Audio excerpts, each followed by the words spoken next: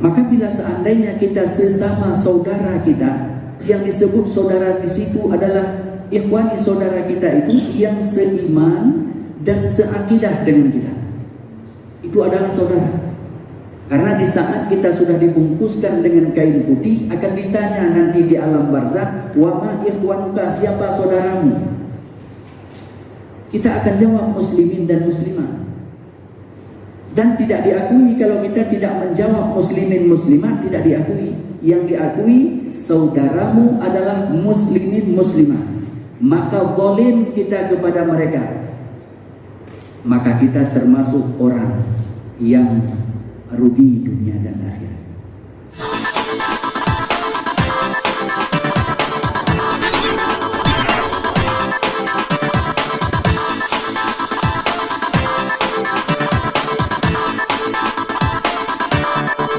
Assalamualaikum warahmatullahi wabarakatuh.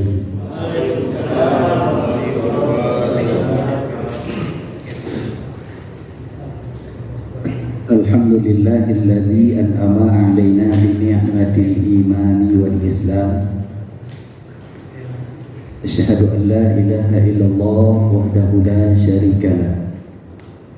Wa asyhadu anna Muhammadan 'abduhu wa rasuluhu la nabiyya ba'da.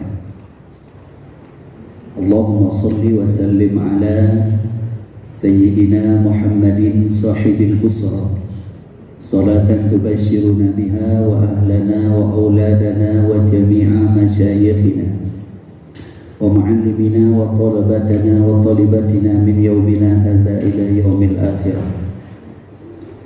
Qala ta'ala fil Qur'anil Karim, a'udzu billahi minasyaitonir rajim, bismillahirrahmanirrahim. Ya ayyuhalladzina amanu qu anfusakum wa ahlikum nar. Shadaqallahul azim. Bersyukur kita kepada Allah Subhanahu wa taala, yang mana Allah pada pagi yang mulia ini kita dikumpulkan di sini oleh Allah di dalam bingkai iman dan Islam. Dan insya Allah mudah-mudahan Allah juga akan kumpulkan kita nanti di akhirat di dalam surganya dengan berkat nikmat iman dan Islam juga. Jadi mudah-mudahan di dunia kita berkumpul di sini, di akhirat insya Allah kita berkumpul di dalam surganya Allah. Selawat beriring salam tak pernah henti-hentinya kita limpah curahkan kepada junjungan alam Rasulullah Muhammad sallallahu alaihi wasallam. Mudah-mudahan kita termasuk orang di barisan pertama yang akan mendapatkan syafaatnya di yaumil qiyamah nantinya. Juga rahmat dan sejahtera kepada para al dan sahabat-sahabat beliau sekalian, kepada para tabi'in, tabi'in, ulama mutaqaddimin, ulama mutaakhirin, sampai kepada ulama-ulama yang mu'tabar di sisi Allah Subhanahu wa taala. Yang mulia dan yang dimuliakan Allah, para guru-guru kami, orang-orang tua kami yang sudah hadir pada tempat yang sangat mulia ini. Azim hormat kami kepada ketua beserta seluruh jajarannya. Azim hormat kami kepada seluruh para dewan-dewan guru yang insya Allah juga sebahagian hadir pada tempat yang sangat mulia ini, yang sebahagian kata ketua lagi dalam tugas, yang tugas itu adalah merupakan tugas mulia daripada Rasulullah SAW.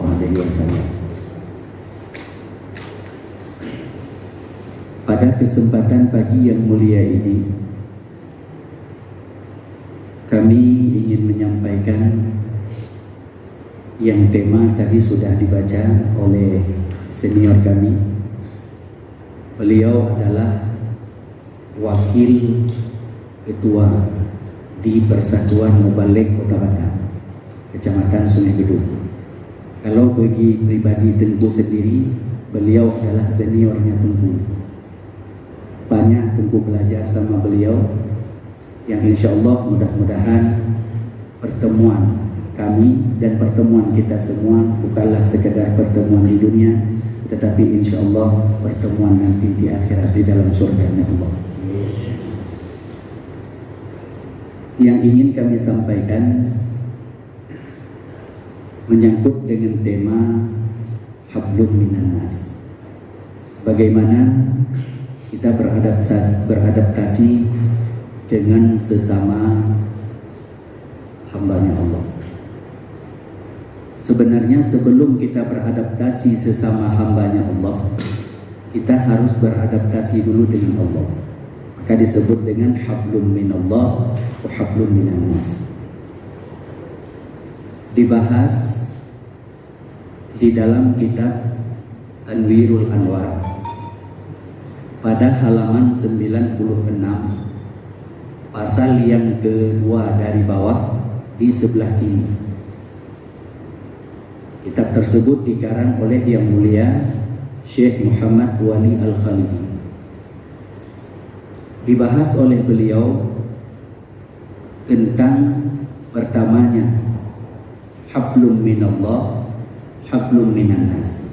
Hubungan kita dengan Allah dan hubungan kita dengan sesama manusia. Maka beliau menggambarkan dalam kitab Tanwirul Anwar, sebenarnya hidup ini sangat-sangat simpel. Dengan catatan, kita ikatkan diri kepada Allah dalam firman-Nya, ya ayyuhalladzina amanu, wahai orang-orang yang beriman, ku anfusakum, jaga dirimu dan keluargamu daripada api neraka. Salah satu kita menjaga diri daripada api neraka, berhubungan baiklah kita sesama saudara kita. Karena dibahas di dalam kitab Tanwirul Anwar karangan Yang Mulia Syekh Muhammad Wali Al-Khalidi, dalam hidup ini ada 3 kezaliman. Zulman kepada Allah, dulman ghairu li nafsi, dulman li nafsi. Ada kita jahat kepada Allah, mana zalim. Zulman itu bahasa Arab, jahat bahasa Indonesia, atau bahasa kasarnya kurang ajar. Jahat kita kepada Allah, jahat kita kepada sesama hambanya Allah, atau jahat kita kepada diri kita sendiri. Maka beliau memaparkan tentang jahatnya kita kepada Allah, mana gambarannya. Baru kita nanti membahas jahatnya atau zulman kepada saudara-saudara kita. Contoh jahat kepada Allah dipaparkan, dibahas, dikupas di dalam kitab Tanwirul Anwar. Di saat Allah coba kita dengan satu cobaan, di saat Allah uji kita dengan satu ujian, kita tak pernah lupa kepada Allah. Kita bangun di tengah malam sholat tahajud, duha tak pernah tinggal, puasa Isnin Kamis tak pernah lewat, sholat sunat qabliyah ba'diyah juga selalu kita lakukan. Tapi begitu Allah cabut mudarat itu pada kita, begitu Allah pindah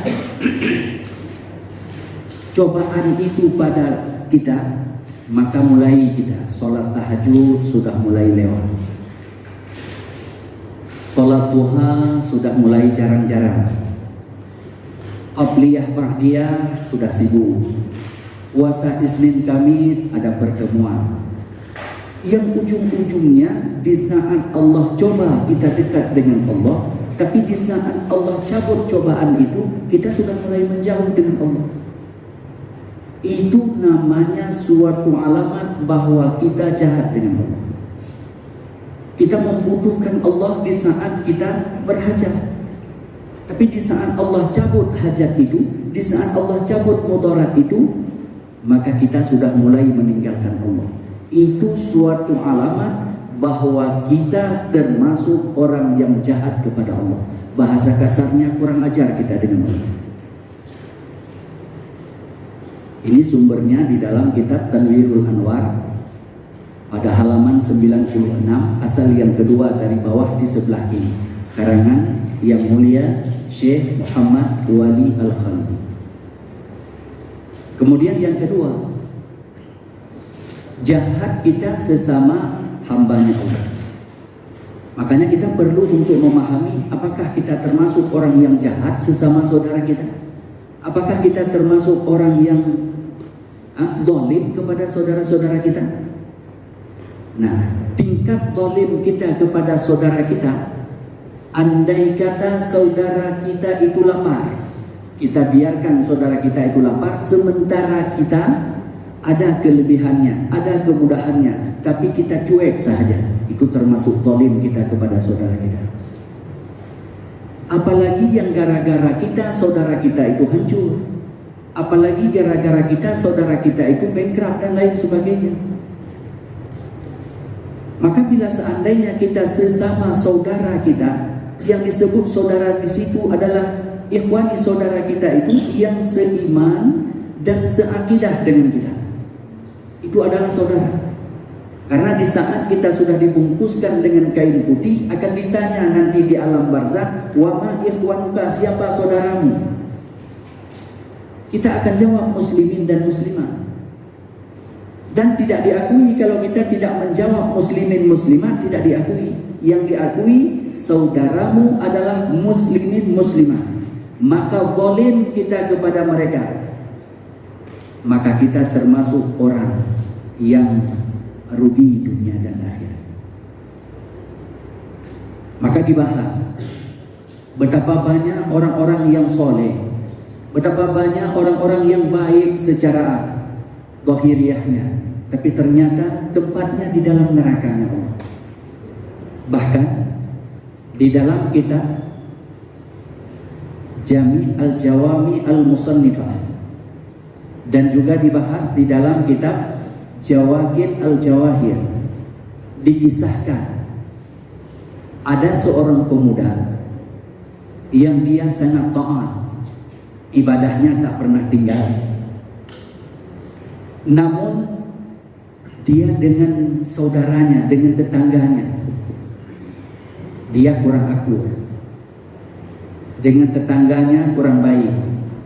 Dengan adik kakaknya kurang perhatian. Kadang-kadang kalau seandainya adiknya datang untuk minta pinjam uang atau minta utang, ditanya dulu, utang yang aku kasih kemarin sudah kau bayar belum? Gara-gara dikasih uang yang pertama 500.000, saudaranya tidak makan, tidak peduli. Padahal kadang-kadang saudaranya bukan tidak bayar, tapi memang karena tidak ada duitnya. Dia tidak nampak kepada yang lain, cuma yang nampak minta bantuan kepada kita. Tapi kita akan pertanyakan, duit yang kau pinjam kemarin sudah kau bayar belum? Karena gara-gara duit yang kemarin kita kasih dia belum bayar, ujungnya dia sedang dalam mudarat, dia minta bantu, kita tidak bayar, tidak kasih. Maka pernah kejadian yang dikisahkan di dalam kitab Jami' Jawami al-Musannifah. Ada seorang pemuda yang tinggalnya di negeri Ajam. Makna negeri Ajam adalah negeri selain dari negeri Arab, itu negeri Ajam namanya. Batam itu negeri Ajam. Atau di mana saja selain dari negeri Arab itu negeri Ajam namanya. Maka ada seorang pemuda itu yang dia terkenal soleh pada tempatnya, namun dia kurang akur dengan keluarganya, kurang akur dengan tetangganya, karena mungkin dia ada kelebihan, sementara saudaranya mungkin selalu utang minta sama dia.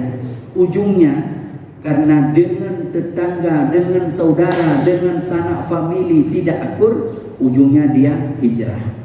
Hijrahnya pun bukan tanggung-tanggung, pindah dia langsung ke kota Makkah Al-Mukarramah. Pekerjaannya hari-hari apa? Dia setiap harinya selalu i'tikaf di dalam Masjidil Haram dan baca Al-Quran. Sementara setiap malamnya dia tawaf. Berapa ribu kali dia tawaf tidak terhitung. Ada yang kadang-kadang sampai 3.000 kali. Pokoknya malam dia selalu tawaf di Baitullah. Dan dikenal oleh penduduk kota Makkah yang akrab dengan dia bahwa dia itu adalah orang yang jujur, orang yang soleh, orang yang taat. Maka pada suatu ketika datanglah orang yang dari negeri Ajam yang lain membawa harta yang banyak. Dalam satu kisah ada yang 1000 dinar, dalam satu kisah yang lain 10.000 dinar.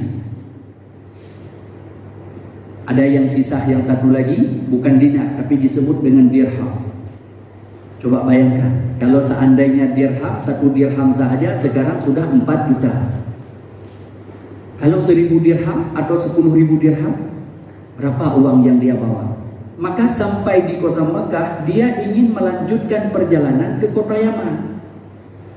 Maka di saat dia ingin melanjutkan ke kota Yaman, maka barang-barang bawaannya susah dia bawa karena dulu perginya berlayar. Khawatir dia nanti dirampok dan lain sebagainya. Maka dititiplah pada pemuda yang tadi, yang dianggapnya jujur, dianggapnya soleh, dianggapnya taat. Maka sesudah itu berangkatlah orang yang menitipnya ke negeri Yaman. Sesudah selesai acaranya di negeri Yaman, sampai beberapa hari kemudian, baliklah dia lagi ke kota Mekah dengan tujuan ingin jumpa kembali dengan orang yang dititip harta. Tapi ternyata orang yang dititip hartanya itu sudah meninggal. Maka di saat dia meninggal, maka keluar keringatlah dia, uangnya yang sangat banyak. Maka didekati keluarganya. Di saat didekati keluarganya, dia tanya, saya pernah titip pada ayahmu, saya pernah titip pada suamimu ini. Maka keluarganya berkata, kami tidak tahu, ayah kami tidak pernah bercerita. Kata istrinya, suami saya tidak pernah kasih tahu. Maka bingunglah orang yang titip hartanya itu, sementara orang yang dititipnya sudah meninggal. Maka pada saat itu didatangilah seorang ulama yang sangat terkenal yang disebut dengan Syekh Malik bin Zinar. Maka di saat seorang pemuda itu datang kepada Syekh Malik bin Zinar, bertanya kepada Syekh, wahai Tuan Syekh, saya kejadiannya seperti ini. Bagaimana solusinya? Kira-kira ada solusi tidak? Maka Syekh Malik bin Zinar berkata, wahai saudaraku, kalau seandainya itu kejadiannya, maka pada malam Jumat nanti engkau tawaf di Baitullah. Sedara nanti dengan Hijr Ismail, engkau panggil nama dia. Sedara nanti dengan Hajar Aswad, engkau panggil nama dia. Karena setiap malam Jumatnya, ruh-ruh orang yang beriman, yang ahli surga akan berkumpul di sisi Baitullah. Kata Malik bin Dinar. Maka dikerjakanlah oleh pemuda itu, yang tujuannya barangnya yang dititip supaya dia dapat kembali. Maka di saat dia tawaf, setiap sampai di situ, maka dia panggil nama orang tersebut. Ternyata satu pun tidak ada yang menjawabnya dengan suara hati. Tak ada yang menjawab. Besok harinya dia langsung datangin Syekh Malik bin Dinar, berkata, wahai Tuan Syekh, saya sudah laksanakan tadi malam, tapi ternyata tidak ada satu pun yang menjawabnya panggilan saya. Apa kata Syekh Malik bin Dinar? Inna lillahi wa inna ilaihi raji'un. Aku khawatirkan saudaramu itu bukan ahli surga. Kalau seandainya dia bukan ahli surga, maka pergilah engkau ke negeri Syam. Di negeri Syam itu ada satu sumur. Dalam satu kisah disebut dengan Yamani, negeri Yaman. Tapi dalam satu kisah disebut dengan negeri Syam. Nah, cuma kuat pendapat berada di negeri Yamani, yaitu Yaman. Maka di negeri Yaman itu dikenal oleh penduduk di situ ada satu sumur yang namanya Sumur Burhu. Maka tanya nanti sama orang-orang itu, dan datangilah sumur itu di tengah malam, kemudian nanti engkau panggil nama dia. Orang kaya tadi yang menitip hartanya, karena hartanya sangat banyak, maka dia pergi ke sana. Dia tanya-tanya sama orang di mana ada sumur yang didengarnya sumur yang namanya Sumur Burhu. Maka ditunjuklah oleh penduduk setempat, maka pada malamnya didatangilah sumur itu. Maka di saat didatanginya, maka dipanggillah nama orang yang tadi, yang dianggap soleh itu, yang dianggap baik itu, maka dipanggil. Baru pertama dipanggil, wahai Fulan bin Fulan, langsung dijawab, ya saya. Maka di saat itu orang yang kaya tadi tidak bertanya kenapa engkau berada di sini. Yang dia tanya emasnya dulu. Barang titipanku engkau letak di mana? Maka dia langsung menjawab, barang yang engkau titip sama saya tanam di bawah tangga rumah saya. Dan saya tidak pernah menceritakan pada siapa-siapa. Kalau engkau ingin kembalinya, itu emasmu, itu hartamu, maka baliklah engkau ke negeri Mekah, datangilah rumahku dan galilah di bawah tangga rumahku seukuran ini, maka engkau akan dapat. Oke, sesudah dijelaskan masalah itu, kemudian baru dia bertanya, apa hal engkau berada di sini? Padahal aku kenal engkau adalah orang yang baik, padahal aku kenal engkau adalah orang yang taat, tapi kenapa engkau berada di dalam tempat yang sangat mengerikan ini? Maka baru dia menjawab, wahai saudaraku, aku tidak ada dosa yang lainnya. Cuma dosaku karena aku dulu waktu di kampungku, di negeri Ajam sana, ada tetanggaku yang aku cuekin dia. Dia pinjam duit, aku lebih tanya dulu, uang yang aku kasih kemarin udah kau bayar belum? Dengan tetangga saya kurang baik, gara-gara kadang-kadang lewat tong sampah sedikit, gara-gara lewat parkir mobil sedikit, gara-gara lewat parkir motor sedikit. Yang satu masuk, yang satu keluar. Tidak ngomong-ngomong lagi. Padahal dulu sangat akrab dan bahkan duduk bersama, bahkan kadang-kadang saling ngobrol. Tapi gara-gara lewat tong sampah sedikit, sudah tidak ngomong-ngomong lagi.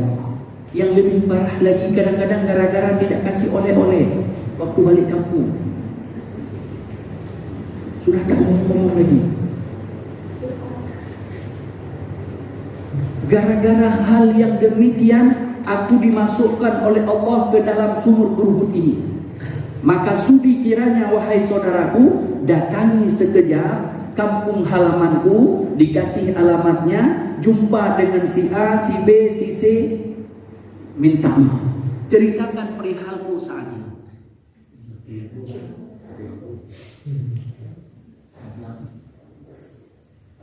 Rupanya lampu tak memihak ke kita hari ini. Tenang, berarti mati lampu. Tak apa. Kalau lagi dekat. Maka di saat dia mendengar cerita kisah kawannya yang seperti demikian, maka dia berjanji, oke, siap, insya Allah saya akan laksanakan. Tapi saya akan balik dulu, saya akan cari hartaku. Maka dia sesudah menerima, sesudah komunikasi, ya secara hatif, orang tidak nampak tapi suara terdengar, maka dia balik dulu ke Mekah. Dia cari emas tempat yang ditanamnya, harta dia yang dititip. Maka di saat dicari ternyata dapat kembali. Maka di saat dia sudah mendapatkannya, maka ingat pesan daripada saudaranya, datangi sekejap negeri Ajam, tempat asal dia, jumpa dengan si A, dengan si B, dengan si C, minta maaf, ceritakan perihalku bahwa aku sedang disiksa oleh Allah gara-gara itu kesalahan. Maka sesudah itu saudara itu datang ke negeri yang ditujunya, kemudian dia jumpa dengan orang yang ditunjuknya, kemudian dia cerita semua yang dia alami, semua yang kejadian-kejadian dia cerita pada saudara-saudara yang pada tempat asalnya dulu. Maka saudaranya yang di tempat asalnya dulu, tetangganya, saudaranya, kawannya, saudara-saudara yang dia dulu waktu di kampungnya dulu di negeri Ajam, maka dimaafkan. Karena tahu bahwa dia sudah meninggal, maka dihalalkan, dimaafkan segala dosa-dosanya. Maka tak lama kemudian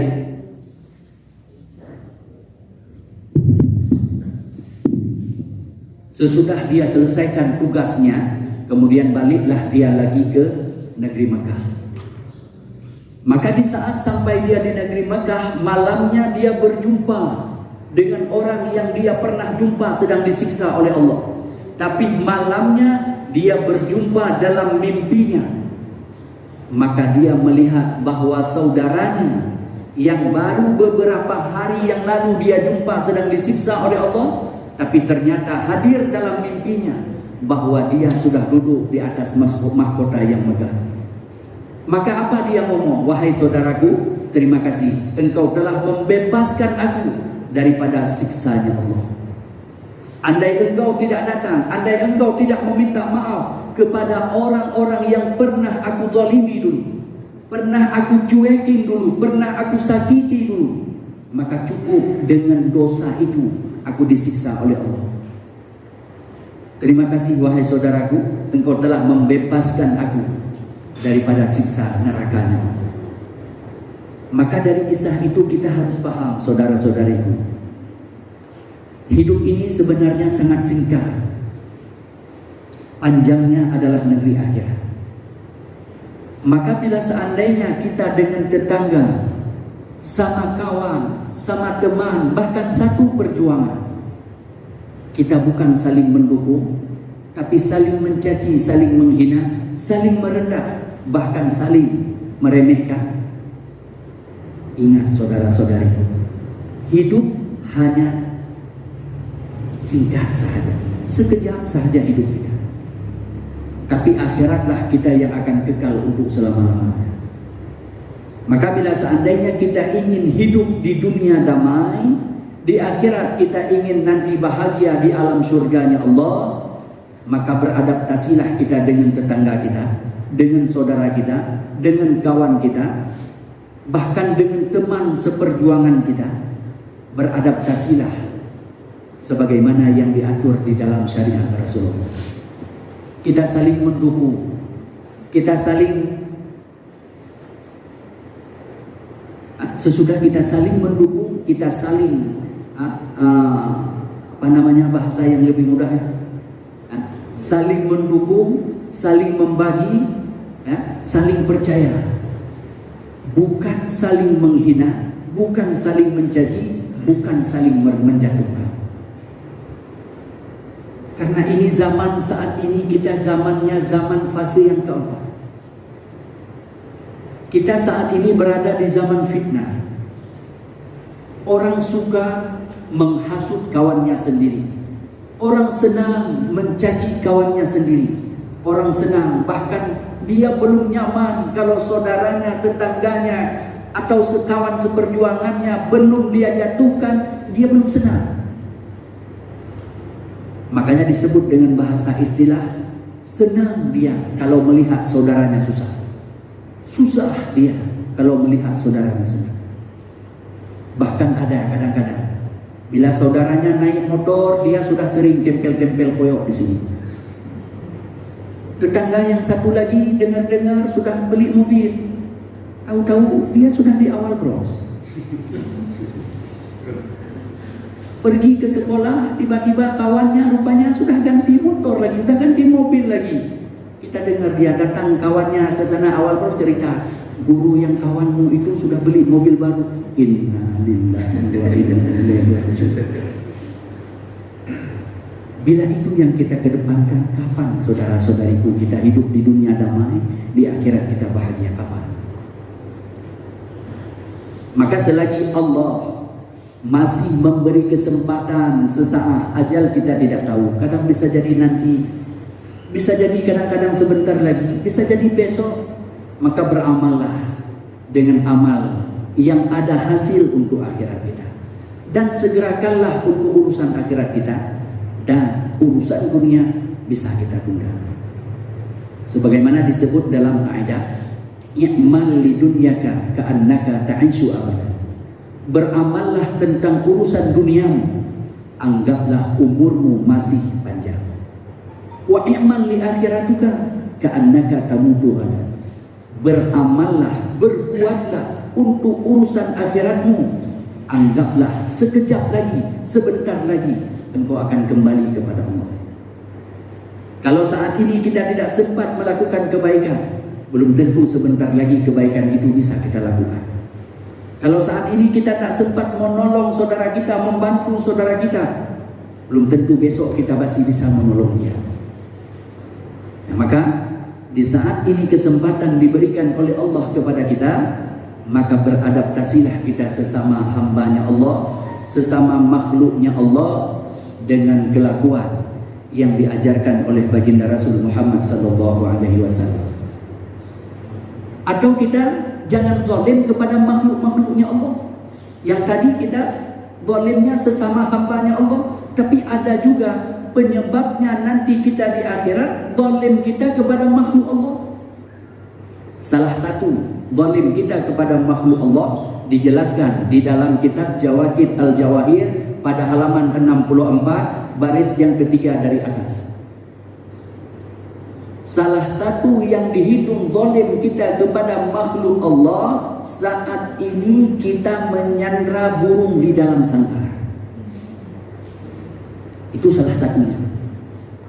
Maka burung yang ada dalam sangkar saat ini di akhirat nanti dia akan datangi Allah, dia akan bertanya, "Ya Allah, tanyakan sekejap kepada si A bin si B, apa alasannya masa di dunia dia mengurungku dalam sangkar?"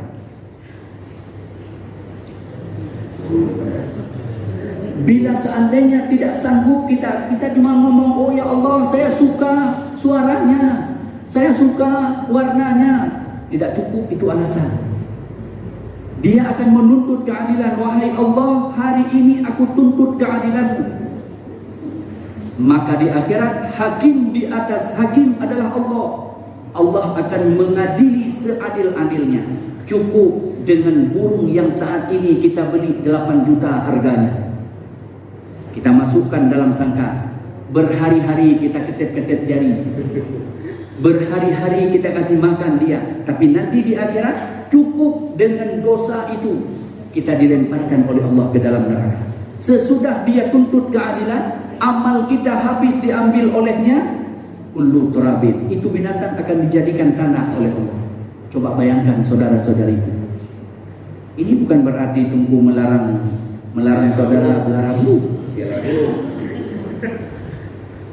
Jadi bagaimana ini Tunku kalau seandainya kami pelihara burung? Sekarang kalau tanya solusi sama Tunku, jual itu burung. Kalau seandainya sanggup, lepaskan itu burung. Oh, tak sanggup, ini 8 juta harganya Tunku. Kalau tak sanggup, jual dia. Pokoknya lepaskan daripada tanggung jawab kita. Berdosa benar kita Tunku. Ini yang jadi masalah. Pokoknya kalau sudah kita jual, maka uang tersebut sedekah atau gunakan kepada nafkah kita, tak ada masalah karena kita beli, bukan kita curi. Itu sah dijual karena bendanya benda suci, sah dijual, tak ada masalah. Tapi lepas daripada tanggung jawab kita. Cuma kalau seandainya kita ikhlas, lepaskan, bawa dia ke barelang sana atau bawa ke hutan sana, lepas. Itu namanya sedekah. Bahkan ada satu jamaah Tunku itu yang di Baloi sana, dia buat kandangnya sahaja 8 meter kali 16 meter. Di dalamnya itu bermacam-macam burung yang mahal-mahal ada di dalamnya. Kalau dia masuk ke dalamnya, itu burung senggap di atasnya. Ukuran makanannya sudah bisa diletak seperti ini. Pas pengajian kitab Jawaqid Al-Jawahir tentang bab itu, maka dia terhubung. Bagaimana ini caranya nih? Kalau seandainya saudara ingin lepas, maka lepaslah. Waduh, ini 40 jutaan sedekah. Kalau seandainya memang tidak sanggup, jual. Tapi kalau seandainya sanggup, sedekah, lepaskan. Dalam arti lepaskan. Maka dibukalah pintunya. Yang terbang, maka terbanglah. Yang enggak terbang, tinggal. Maka itu tidak disebut sandraan. Makanya merpati tidak disebut dengan sandraan. Karena dia bebas terbangnya. Kalau lapar dia pulang, itu tidak ada masalah. Ini yang jadi masalah. Kalau kita buka pintu sandarannya, pintu sandranya, dia dadah kita enggak? Kalau kita buka pintu dia terbang dada, itu berarti sandera namanya. Maka cukup dengan sandera burung itu dijelaskan di dalam kitab tersebut, itu cukup, kita akan masuk ke dalam nerakanya Allah karena kita zalim kepada makhluknya Allah. Ini yang berat ini dulu. Tapi walau berat kita harus kita laksanakan. Jangan sampai nanti kami menyampaikan, jangan sampai nanti kami tidak tahu ya Allah, ada ustaz, ada kiai tak pernah menyampaikan itu. Hari ini pada tempat ini mewakili daripada para ustaz, para kiai, kami telah menyampaikannya. Jadi kalau seandainya saudara nanti saya tak tahu, kami sudah menyampaikan. Masalah saudara tidak mau mematuhinya, itu hak saudara. Ini yang perlu untuk kita pahami saudara-saudariku sekalian, karena itu adalah menyangkut dengan hak kita dengan makhluknya Allah. Kemudian satu lagi, yang kedua saudara, yang ketiga disebut dengan zulman li nafsi, zalim kita kepada diri kita sendiri. Mana gambaran yang dijelaskan di dalam kitab Tanwirul Anwar yang menyangkut dengan zalim li nafsi, zalim kita kepada diri kita sendiri. Zalim kita kepada diri kita sendiri yang Allah perintahkan melalui Rasulnya, syariat yang dibawa oleh baginda Rasul, kita tidak melaksanakannya. Kalau seandainya kita kufur dalam arti ingkar, perintah itu perintah yang wajib, tapi kita ingkar itu perintah yang wajib, yang halal diharamkan, yang haram dihalalkan, maka apabila dia ingkar daripada itu, maka dia kufur. Tapi kalau seandainya dia tidak ingkar, dia tahu bahwa itu adalah wajib, dia tahu bahwa itu adalah sunnah, dia tahu bahwa itu, cuma dia tidak mau melakukannya, dan dia tidak ingkar. Kenapa kamu tak sholat? Celananya kotor. Dia tahu bahwa itu wajib, tidak ingkar dia, maka disebut dia asi. Bila seperti yang demikian dia melaksanakannya, dia melakukannya, maka dia dihitung zulman li nafsi. Zalim dia kepada diri dia sendiri. Ada yang berkata, uang saya sendiri, mabuk saya sendiri, berzina saya sendiri, ngapain dengan orang lain? Kiai Haji Zainuddin NZ pernah berkata kan, yang mabuk lo, yang berzina lo, yang maksiat lo. Kalau dunia ini, tempat ini banyak maksiat, Allah marah. Kalau Allah marah, murkanya Allah, yang mati bukan lo saja. Kan gitu dia mau. Semua kita akan kena. Kalau Allah turunkan azab, kalau Allah turunkan gempa, tsunami, yang meninggal bukan orang-orang itu saja, tetapi semua kena. Padahal yang maksiat cuma segelintir orang. Makanya dibahas di dalam kitab Tauhid Darussamin. Kenapa Allah reda marahnya? Kenapa Allah tak jadi murka? Karena masih ada di atas 50% orang yang beribadah. Coba kalau seandainya Batam ini 50-50, nggak akan selamat kita. 50 yang bermaksiat, 50 yang taat. Itu Allah marah, tidak akan pernah reda. Tapi kenapa sekarang Allah tidak langsung menenggelamkan Batam?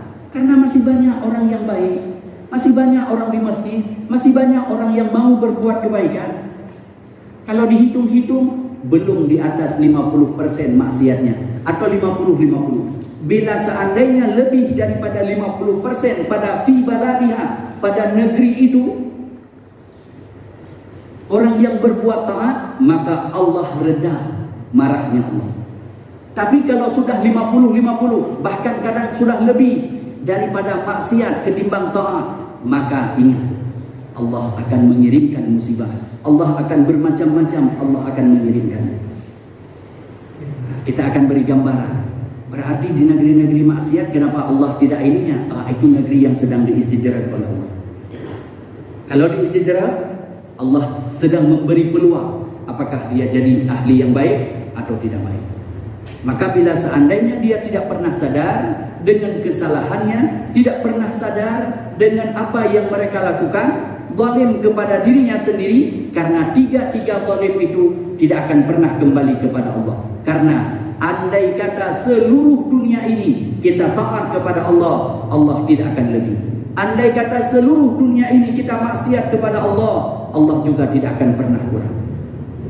Maka semua zalim kita, semua akan kembali kepada diri kita masing-masing. Maka selagi kita diberi kesempatan oleh Allah, sebelum nyawa kita dipanggil balik oleh Allah, maka berbuat baiklah kita, beramallah kita. Jangan sampai menyesal nanti di saat kita sudah dibungkuskan dengan kain putih. Mudah-mudahan Allah selalu redha kepada kita. Dan nasihat singkat pada pagi yang mulia ini jadi iktibar dan renungan kepada pribadi kami sendiri, umumnya kepada saudara-saudariku sekalian. Mudah-mudahan kita semua berkumpul di sini pada pagi yang mulia ini, di akhirat nanti kita sama-sama berkumpul di dalam surganya Allah. Inilah yang bisa kami sampaikan pada pertemuan pagi yang mulia ini. Terima kasih atas segala perhatian. Mohon maaf atas segala kekurangan.